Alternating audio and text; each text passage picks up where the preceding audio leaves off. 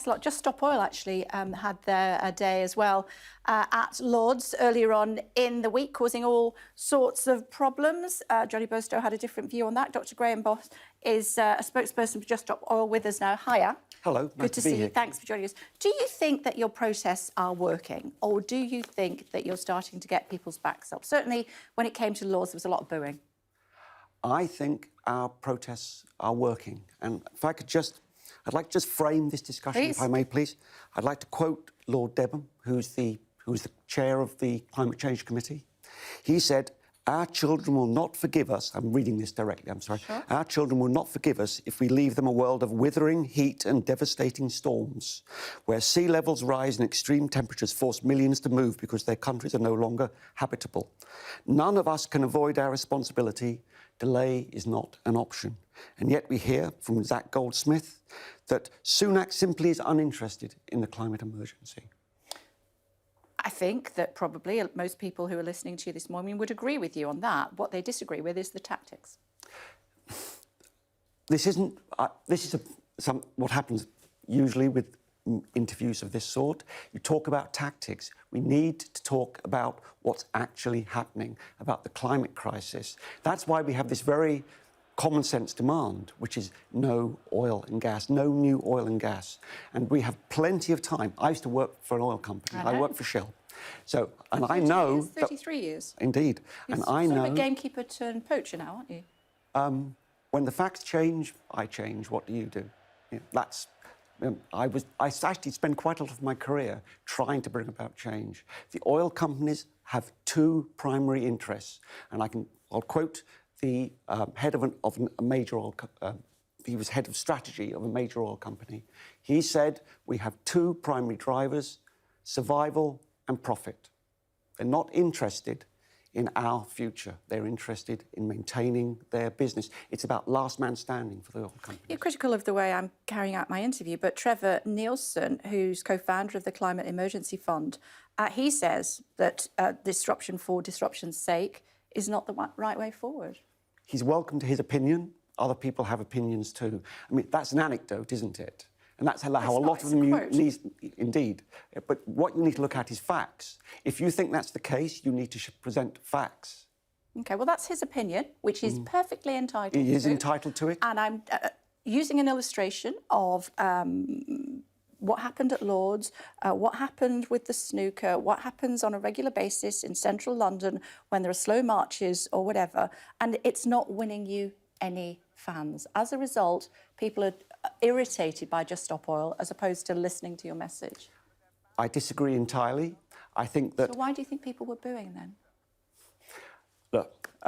it's a reasonable question. Why do you think they were booing if they're agreeing with you? This is about... We are here. The reason why we take our actions is so I can be on programmes like this, so that we can have these conversations, so that we can have these debates. Just so you can be on the telly?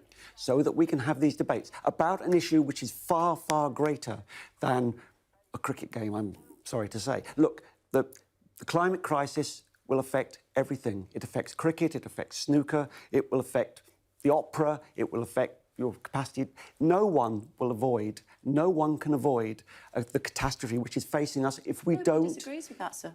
Nobody disagrees with you. Most people agree that something needs to be done. A lot needs to be done. In order to make sure that the quote that you had there from Lord Debham doesn't happen. However, what we're talking about today is the tactics that you use in order for us to be able to focus on that. Lots of my guests come on the programme and they don't disrupt cricket matches. The non-violent civil resistance is part of our democratic process.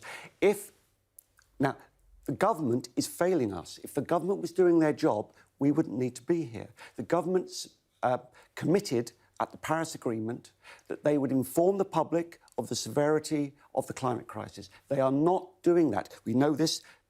Look at what Zach Goldsmith... Very happy to have this conversation. And as I said, a lot of people would agree with you who are watching this morning. What they disagree with you about is the way that you go about it. The way we're going about it is working. The history of non-violent civil resistance in what way is it working? That it works. Tell me how it's working, in your opinion. All the climate groups that I'm aware of all support a just up oil position. The Labour Party supports a just up... Emergency Fund guy who set it up doesn't. He's no longer part of it. No, but he's entitled to his opinion.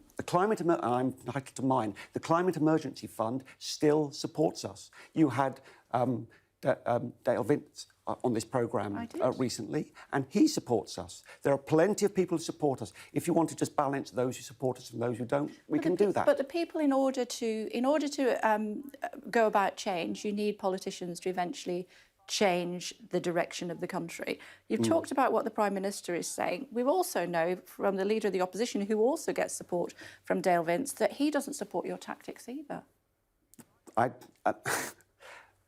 The Prime Minister doesn't support our tactics. Is that the position? No, I said the Leader of the Opposition. The Leader of the Opposition doesn't... He thinks you should just go home, is what he says. He does support, however, our demand. I'm not here to be popular. I am here to make a very simple, common-sense demand. There are quiet scientists all around the world who are extremely frightened about what's happening. That our position comes from the science. Our position comes from the Nobody's IPCC. disputing that, sir. Nobody's disputing that. But what I'm saying is people are not listening to you because of the tactics that you're not. They're booing you. We just illustrated that. I don't know if we've got that again, Stuart, so we can illustrate what's happened at Lord's. People were booing you, and one of your demonstrators, there you go. You got carried off. Yeah, but people are not cheering, they're booing. Yes.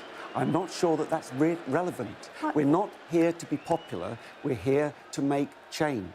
Yeah, but and that's what we're bringing. Unless people want to come along with you. We're going round and round in circles. Well, Kay, that's why please. you're here. Look.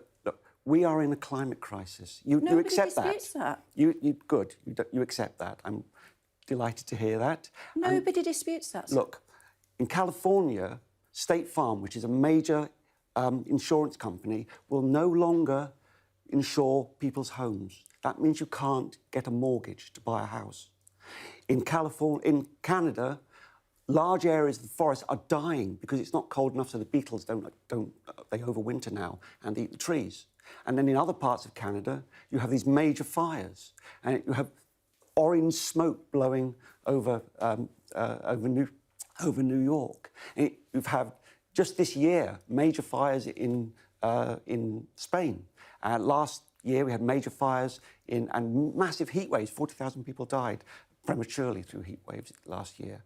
And in this country, 60 houses burnt down on one day, a whole street of houses. You talk about disruption, just imagine what that's like. Not only are you losing your neighbours, you're losing your house, you're losing your wedding photos. That's disruption. What we're doing is nothing compared to the disruption that we're going to see. I went to cover that story. I stood outside those houses. I interviewed the people that lived in those houses, and we illustrated how climate change is causing those sort of problems. Thank you. And as a result, something needs to be done. That doesn't mean that you need to disrupt events, both on the road and sporting events in this country, in order to make your point.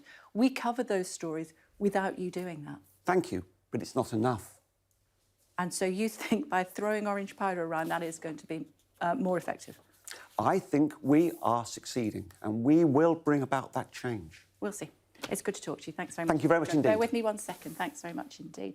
Still to come on the programme for you, if you're heading for holiday in Europe this summer, there could be some bad news coming. What is it? Stay tuned and find out.